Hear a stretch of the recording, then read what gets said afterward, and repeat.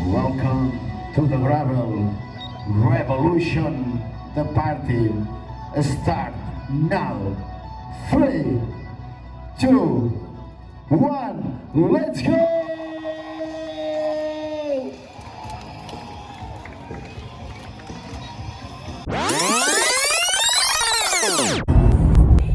I'm like, can't.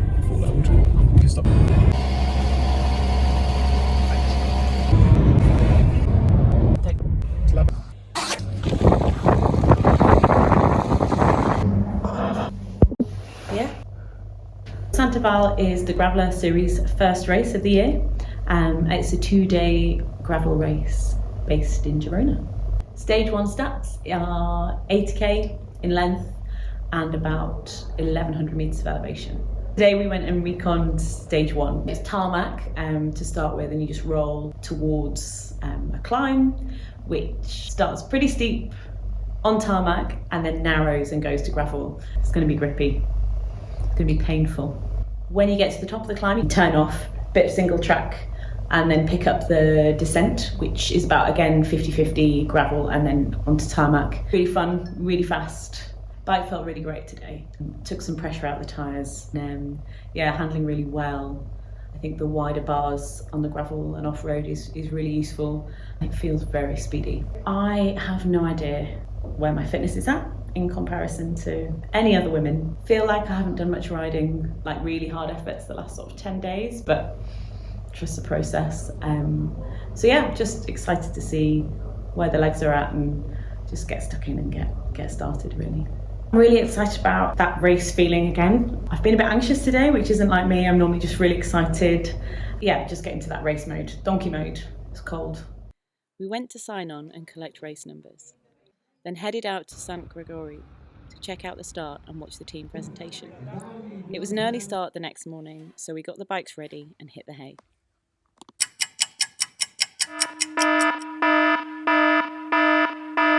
I'm not really a morning person, but the alarm went off at 5:30 a.m. and I had a big bowl of porridge. What was the porridge? It was pretty early. Left about 7 a.m, 10 past 7. Rolled up to the start with a couple of digs to warm the legs. So the women set off at 8 a.m, the men set off at 9 a.m. So it was still dark. The sunrise was 7:44 and the race set off at 8. So it was, yeah, felt cold, but Spanish cold, so not wet. 3, 2, 1, let's go!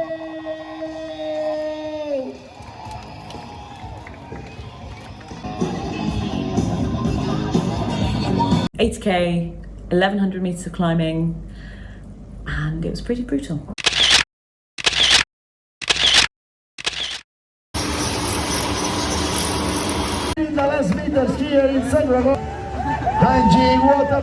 That was muddier than expected, and I took a little mud bath halfway round. You get showers, clean up, and yeah, start thinking about tomorrow.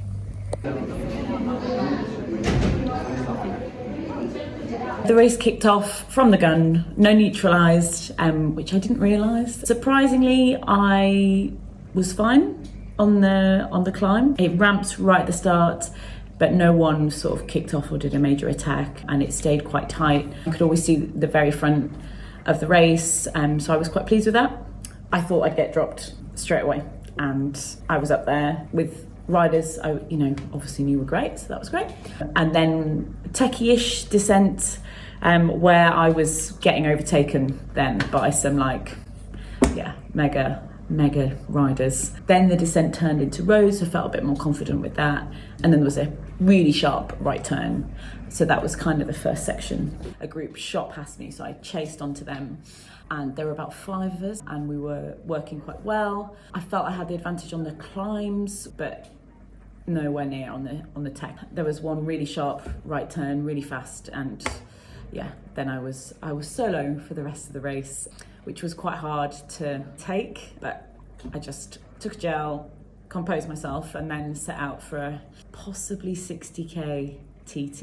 It was an amazing course, absolutely incredible, really. And then it was a lot muddier than I was expecting as well. There was a technical section through an orchard which had like washboard. You couldn't get any nice flow. It was really hard, and I was quite glad I was on my own for that section because I could take it at my speed and not try and follow. I heard in the men's race there are a lot of wipeouts and crashes.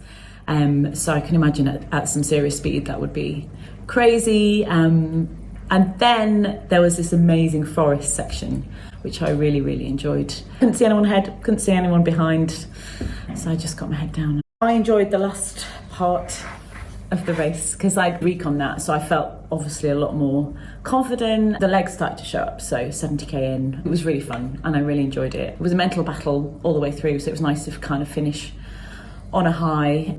But yeah, reset, we go again tomorrow. So we've reconned the first 10k of tomorrow's stage. Mainly road start.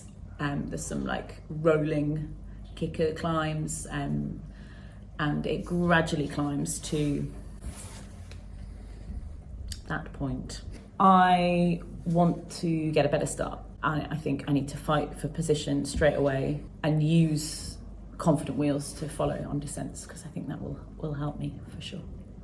After dinner, it was time for another early night and a 5 a.m. alarm for stage 2. Están en la guingueta grande.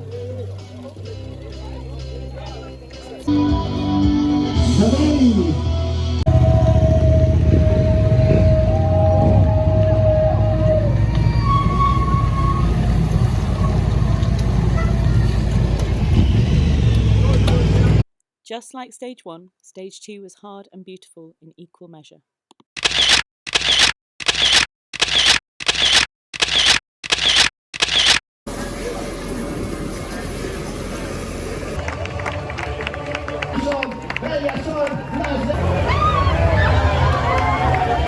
Stage 2 didn't go to plan, so we chilled out for the rest of the day in Girona Old Town and sat down to recap the race a few days later.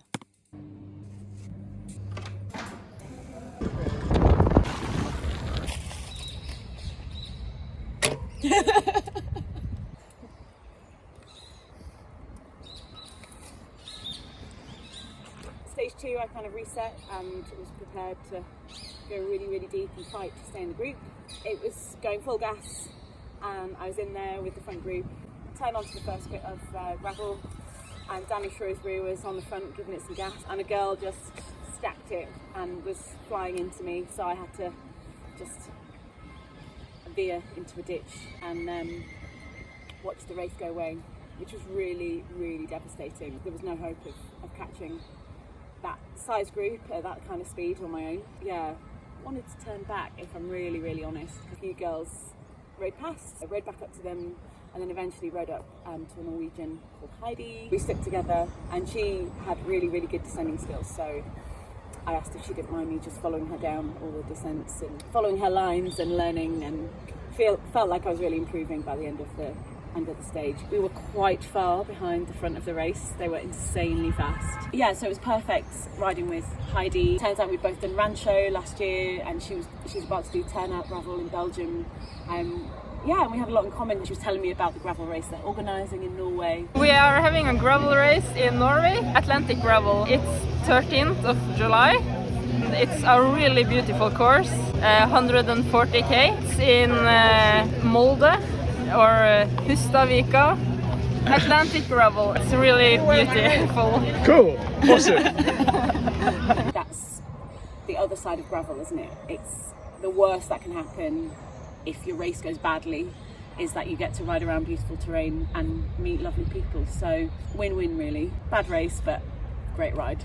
After Santa Vall, we met up with Maddie Nutt, who coached me a little bit last year in Rancho. She wasn't doing Santa Vall.